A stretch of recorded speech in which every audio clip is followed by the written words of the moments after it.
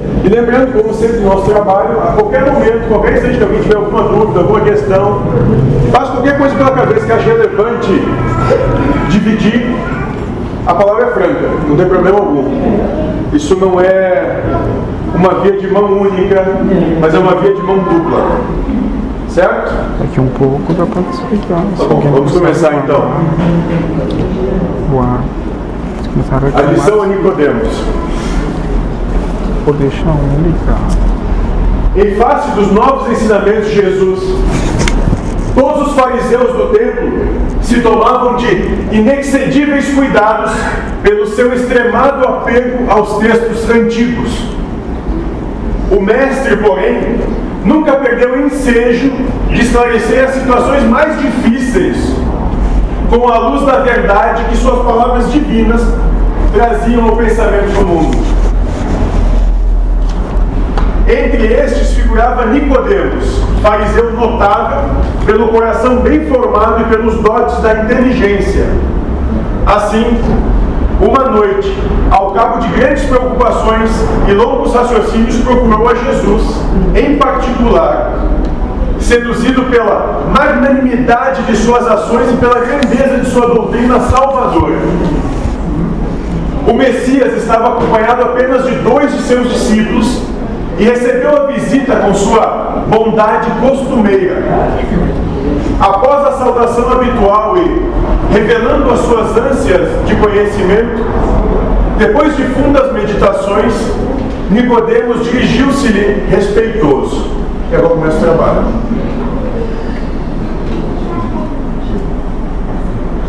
O que tu acha, Wagner? Concorda? Eu sou muito sem sorte, cara, não acho nada. E o que está escrito aqui? Concorda ou está errado? Não sei. Só para a gente saber, Wagner. Felipe, o que tu acha? Eu estou sem óculos. Vem aqui no pertinho. Filho, pega aqui na frente, vem aqui, Felipe, vem. Isso, vem. Agora eu vou querer tua opinião. O óculos. Isso, ótimo. Muito bom. Isso, muito bom. Tu lembra de Nicodemos? Então agora vai lembrar. Nicodemos está aqui, sendo um grande fariseu que doutor da lei. Ele começa a se questionar ante essa nova doutrina que Jesus, carpinteiro, sabe-se lá da onde trazia. E ele vai procurar Jesus.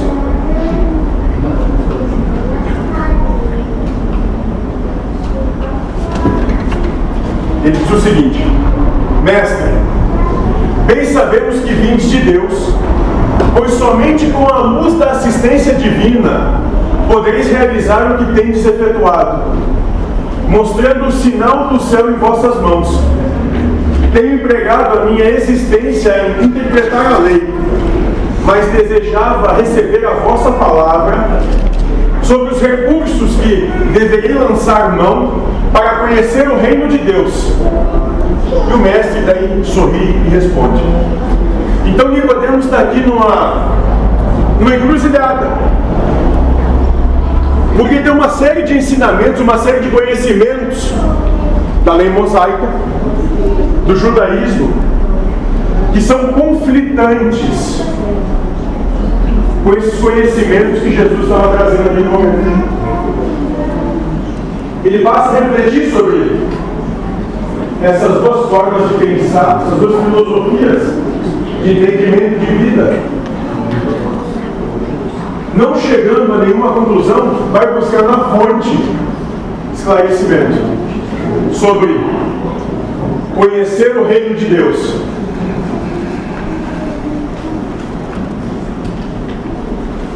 E aí Jesus começa dizendo: primeiro de tudo, Nicodemos, não basta que tenhas vivido a interpretar a lei. Antes de raciocinar sobre suas disposições, deverias ter sentido os textos. Mas em verdade devo dizer-te que ninguém conhecerá o reino do céu sem nascer de novo. E continua. Nicodemos aí pergunta a Jesus: mas como pode um homem nascer de novo sendo velho? cultura literal. Interrogou o fariseu altamente surpreendido: poderá porventura regressar ao ventre de sua mãe? E aí o Messias fixa nele os olhos calmos, consciente da gravidade do assunto em foco, e acrescentou: porque então para ele aquilo é um absurdo. Como nascer de novo? Que história é essa? Como posso eu nascer de novo se eu já sou velho? De onde vem isso? Os fariseus já tinham conhecimento da reencarnação. Não era de reencarnação que estava se falando.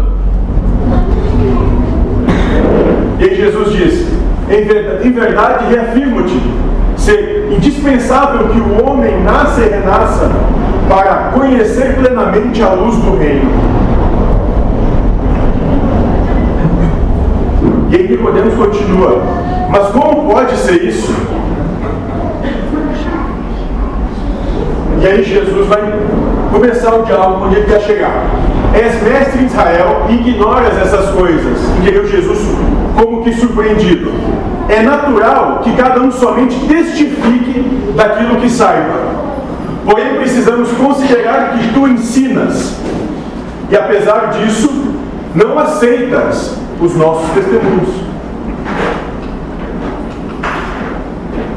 Se falando eu de coisas terrenas, sentes dificuldades em compreendê-las, com os teus raciocínios sobre a lei, como poderás aceitar as minhas afirmativas quando eu disser das coisas celestiais? Seria loucura destinar os alimentos apropriados a um velho para o organismo frágil de uma criança.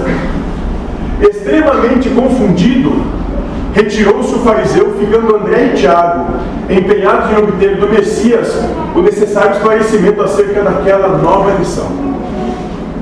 Então Jesus vem dizer que como é que eu posso dar a alguém algo que ele não tem capacidade de compreender?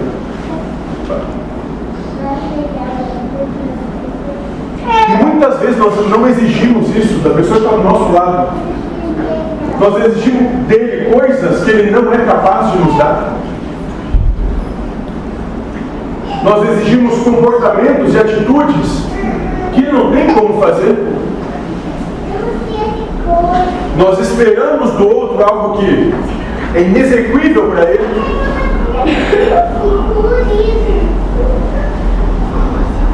Fazemos isso.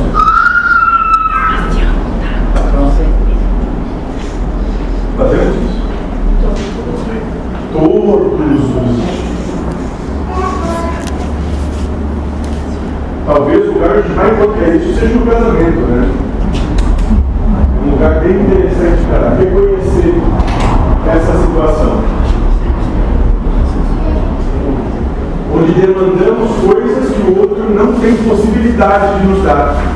Onde esperamos coisas que o outro não faz nem ideia que se almeja. Como se pudesse adentrar a mente um do outro, buscar ali o desejo e, além disso, ainda tem a obrigação de cumprir. Acontece isso? Hã? Muito. A pessoa nem sabe o que a gente quer e a gente fica imaginando que o outro está sabendo. Pior, fica esperando que ele já faça sem nem ele ter ideia do que você está pensando. E aí quando não acontece, você vai lá e briga com ele.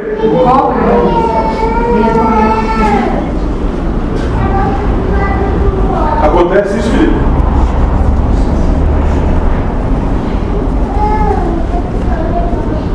Então essa é a primeira lição.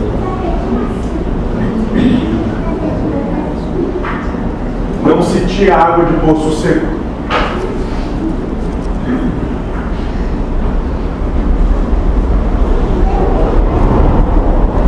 E uma macieira não vai dar pêssego.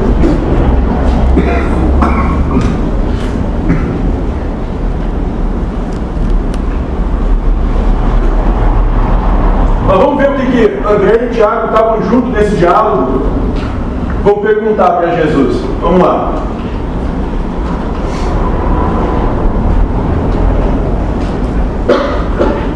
Jerusalém quase dormia sobre o véu espesso da noite alta. Silêncio profundo se fizera sobre a cidade. Jesus, no entanto, e aqueles 2 discípulos continuavam presos à conversação particular que haviam entabulado. Desejavam eles ardentemente penetrar o sentido oculto das palavras do Mestre, como seria possível aquele renascimento. Não obstante, os seus conhecimentos também partilhavam da perplexidade que levara Nicodemos a se retirar profundamente surpreendido. E aí vem a pergunta: por que tamanha admiração em face dessas verdades? Perguntou-lhes Jesus bondosamente. As árvores não renascem depois de podadas? Com respeito aos homens, o processo é diferente, mas o espírito de renovação é sempre o mesmo. O corpo é uma veste, o homem é seu dono. Toda roupagem material acaba rota. Porém, o homem que é filho de Deus encontra sempre em seu amor os elementos necessários à mudança do vestuário.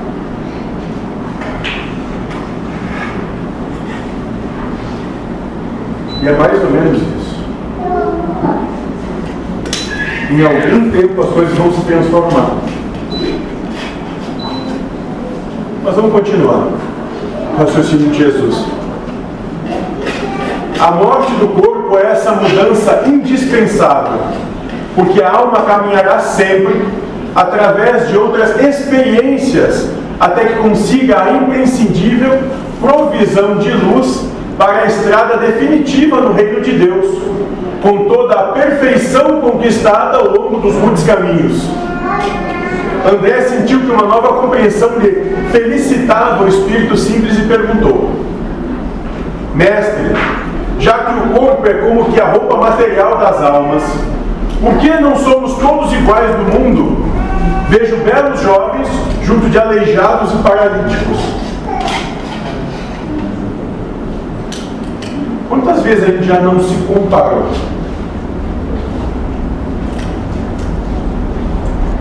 Porque essa é a pergunta de André.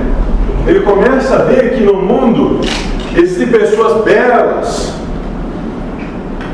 perfeitas, mas também há no mundo pessoas que não dispõem da mesma perfeição. E André compara: mas como é que pode uma coisa ser assim? E tem gente de um jeito, tem gente de outro. Qual é a mensagem disso? O que está por trás disso? Por que tem belos jovens juntos de aleijados e paralíticos?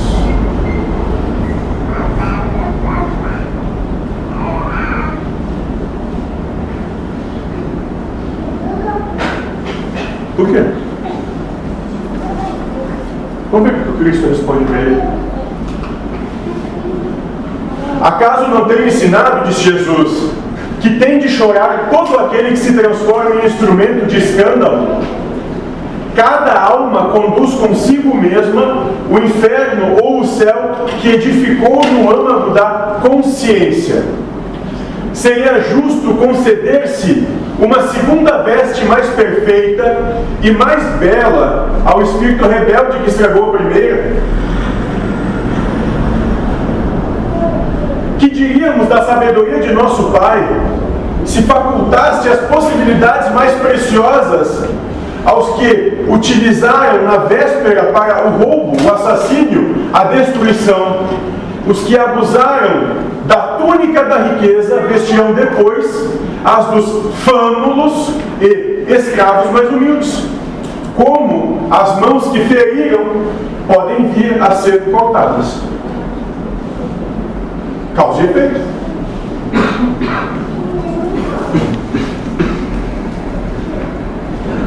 O que nós estamos fazendo dessa oportunidade que estamos vivendo hoje? Porque é muito claro que essa pergunta é toda. Você é herança de você mesmo. Então hoje você tem todas as capacidades. O que você está fazendo com ela hoje? Com essas capacidades? A que você tem dedicado o seu tempo e a sua potencialidade. E eu vou lembrar aqui, que diríamos da sabedoria de nosso Pai se facultasse as possibilidades mais preciosas aos que as utilizaram na véspera para o roubo, o assassínio ou a destruição. Que abusaram da túnica da riqueza, vestirão depois o fâmulo e escravos mais humildes. Como as mãos que feriram podem vir a ser cortadas. O que estão fazendo de suas mãos hoje?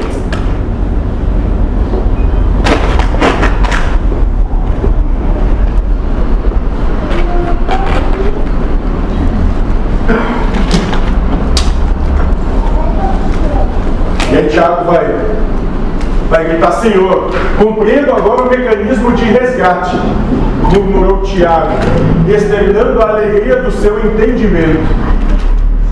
Mas observo que, desse modo, o mundo precisará sempre do clima do escândalo e do sofrimento, desde que o devedor, para saldar seu débito, não poderá fazê-lo sem que outro lhe tome um lugar com a mesma dívida.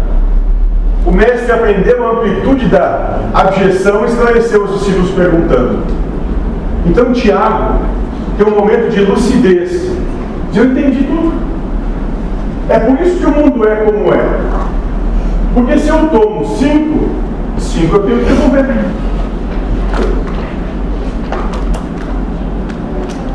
Se eu tirar dela, eu vou ter que devolver. Se em algum momento eu machuquei alguém, eu vou ter que reparar. Se em algum momento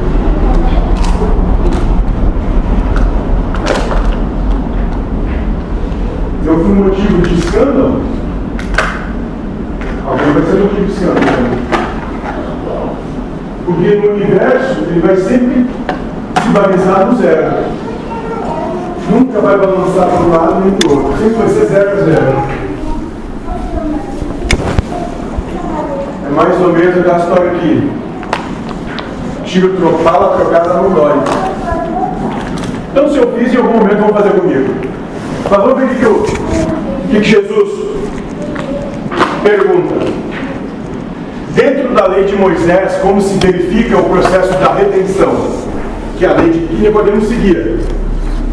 Tiago meditou um instante e respondeu: também na lei está escrito que o homem pagará olho por olho, dente por dente. Também tu, Tiago, estás procedendo como Nicodemos. Replicou Jesus com um generoso sorriso. Como todos os homens, aliás, têm raciocinado, mas não têm sentido. Então a lei de Talião, um por um, outro por outro.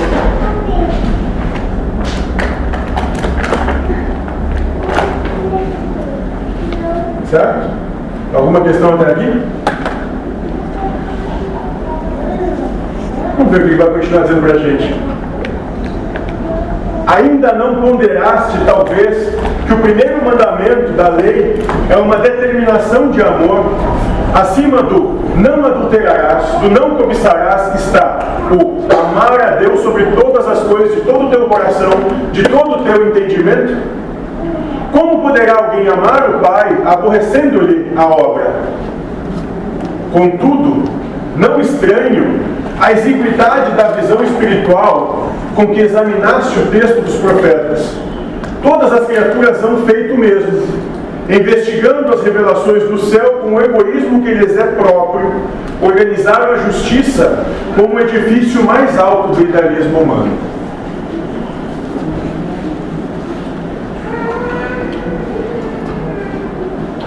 Investigando as revelações do céu com o egoísmo que lhes é próprio, organizaram a justiça como edifício mais alto do idealismo humano. E aí o questionamento é realmente justa a justiça dos seres humanos? Ou nada mais é que um instrumento para ganhar?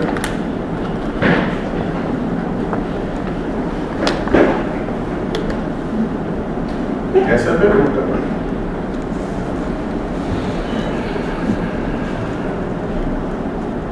tu acha, Maio?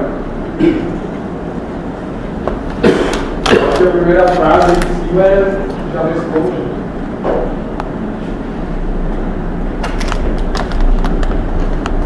Investigando as revelações do céu, com o egoísmo que lhes é próprio, organizaram a justiça como o edifício mais alto do idealismo humano. Jesus aqui está dizendo que as pessoas acham que o seu código de leis, lembrando que ele falava isso para pessoas da época do Império Romano, se traduzia no que existia de mais avançado, a sua civilidade. Paulo vai dizer que a lei gera o pecado.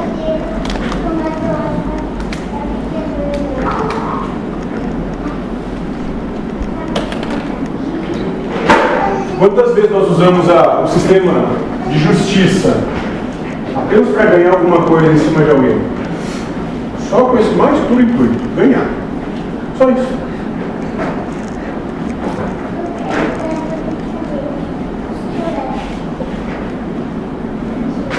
Com o egoísmo que nos é próprio. Sem nunca pensar se isso é realmente correto no seu padrão moral.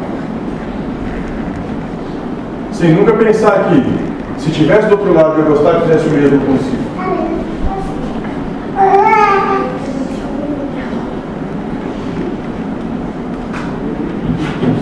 Isso a gente não precisa levar para a lei, pode levar para o nosso dia a dia. Quantas vezes nós provocamos o outro com determinadas atitudes que, se fosse conosco, iríamos revidar da maneira mais vil possível. Fazendo para o outro aquilo que não gostaria que fizesse para nós mesmos. Se utilizando das nossas capacidades, das nossas potencialidades, apenas pelo prazer de subjugar o outro. O que espera?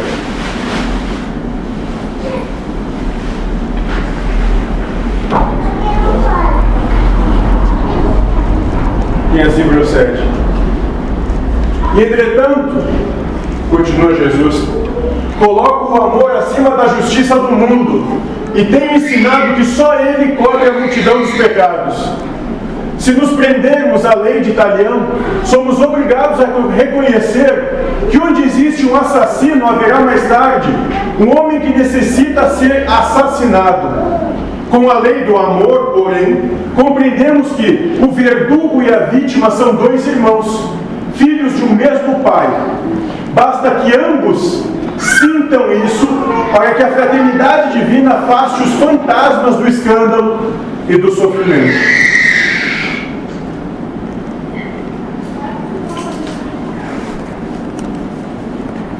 Então a lei de encarnação, reencarnação, não é uma lei de justiça, é uma lei de amor.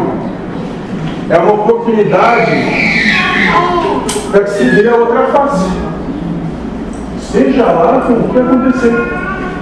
Porque enquanto a gente ficar tomando um tapa e revidando tapas, isso nunca vai ter fim. Alguém tem que aprender a perder para sair desse ciclo vicioso.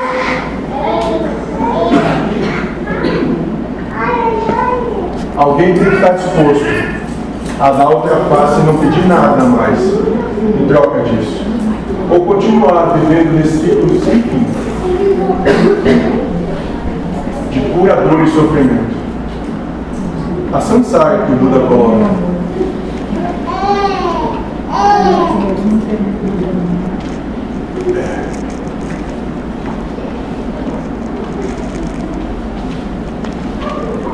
Alguém pode responder a questão?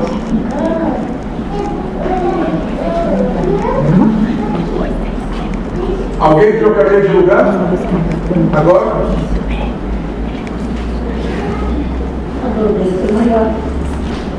Não. Ele só deu exemplo. Só isso. Ele nós não pegaria. E o que nós estamos fazendo aqui? Se não tendo essa oportunidade de demonstrar que é possível aprender a perder. Eu não queria perder, a ganhar, a ser melhor. perder as coisas do mundo. É como a maioria contra, para mim eu não compro. Ótimo, para você. Mas há de se entender que é só para você. Alguém tem que acreditar no Brasil para mostrar para todo lado. Alguém tem que dar o exemplo. Ótimo. Exato. Alguém vai ter que dar o exemplo uma hora. Como é isso?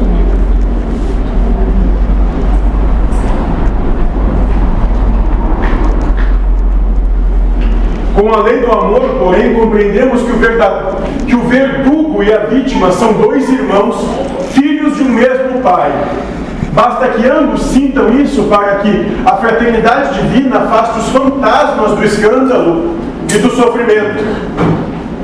Amar a Deus sobre todas as coisas é amar a tudo na vida. E o que é tudo?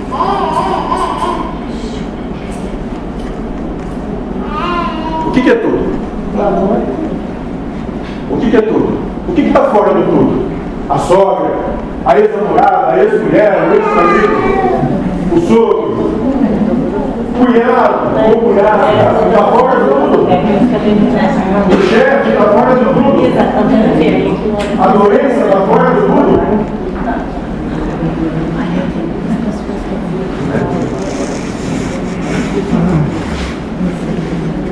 Amar a Deus sobre todas as coisas é amar a tudo na vida. Antes das elucidações do Mestre, os dois discípulos estavam maravilhados. Aquela lição profunda esclarecia-os para sempre. Tiago então aproximou-se e sugeriu a Jesus que proclamasse aquelas verdades novas da pregação do dia seguinte. O Mestre dirigiu-lhe um olhar de admiração e interrogou: "E será que não compreendeste? Pois se o doutor da lei sai daqui sem que eu lhe pudesse explicar toda a verdade, como queres que proceda de modo contrário, para que a compreensão simplista do espírito popular?" Se aqueles que estudavam aquilo e buscavam esse entendimento não conseguiam alcançar naquela época, como dizer isso de maneira tão clara a todos? Que você tem que amar tudo que causa seu sofrimento.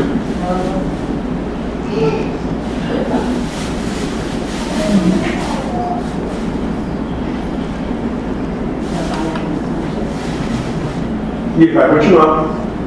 Alguém constrói uma casa iniciando pelo teto o trabalho? Não. Além disso, mandarei mais tarde o Consolador, a fim de esclarecer e dilatar os meus ensinos. Eminentemente impressionados, André e Tiago calaram as derradeiras interrogações. Aquela palestra particular entre o Senhor e os discípulos permaneceria guardada na sombra leve da noite em Jerusalém, mas a lição a Nicodemos estava dada. A lei de reencarnação estava proclamada para sempre no Evangelho do Reino.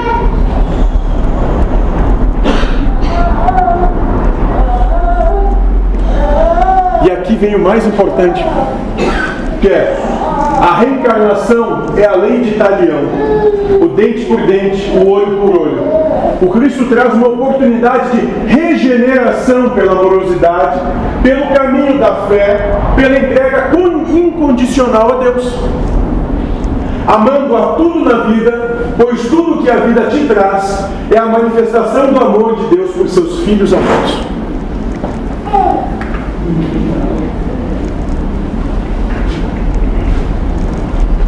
Lei de amor.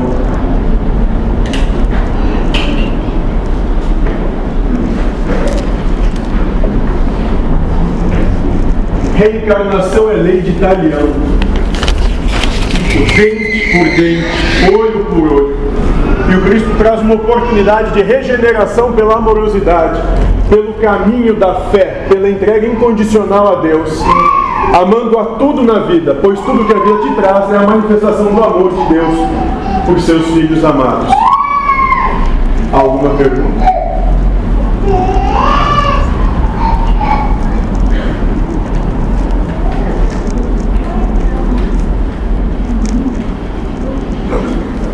Compreendeu?